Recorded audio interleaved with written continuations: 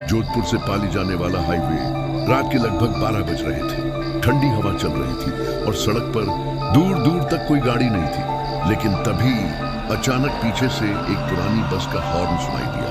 बस धीरे धीरे अंधेरे से निकलकर सामने आई। बस के ऊपर धूल जमी थी और उसके सामने लिखा था जोधपुर पाली नाइट सर्विस। लेकिन अजीब बात यह थी कि इस रास्ते की आखिरी बस तो रात 9 बजे ही निकलती थी। सड़क किनारे खड़ा रमेश घर जाने के लिए किसी गाड़ी का इंतजार कर रहा था। तभी बस उसके सामने आकर रुक गई। दरवाजा अपने आप खुल गया और अंदर से कंडक्टर की धीमी आवाज आई, चढ़ जाओ। आखिरी बस है।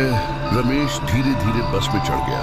उसने देखा कि बस में लगभग 7-8 लोग बैठे थे। सबकी आंखें नीचे झुकी हुई थी।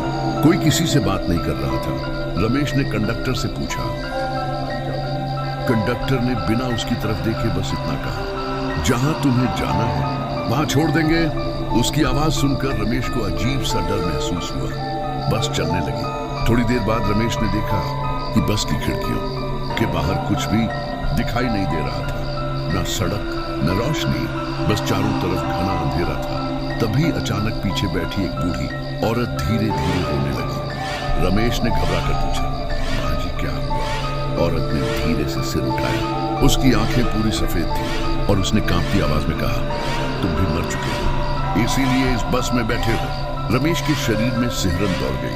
वह डर कर ड्राइवर के पास भागा। लेकिन जैसे ही उसने ड्राइवर को देखा, उसके हाथ पैर सुन्न हो गए। ड्राइवर का चेहरा आधा जला हुआ था और उसकी आंखें शीशे में चमक रही थी। तभी कंडक्टर जोर से बोला, टिकट कटाओ। आखिरी सफर का। और अचानक बस के अंदर बैठे सभी लोग एक साथ रमेश की तरफ देखने लगे। उन सब के चेहरे जले हुए थे और उनकी आंखें डरावनी लग रही थी। अचानक बस जोर से रुक गई और रमेश की आंख खुल गई। वह अस्पताल के बिस्तर पर पड़ा था। पास खड़े पुलिस वाले ने कहा, तुम बहुत किस्मत वाले हो। आज रात जोधपुर पाली हाईवे पर एक बस का एक्सीडेंट हुआ था। सब लोग मर गए लेकिन तुम अकेले बच गए। रमेश डर से कांपने लगा। उसे अचानक याद आया, वही बस, वही लोग, वही कंडक्टर। लेकिन सबसे डरावनी बात, उसने अपनी जेब में हाथ डाला और उसकी उंगलियों में एक पुराना टिकट आ गया जिस पर लिखा था आखिरी सफर।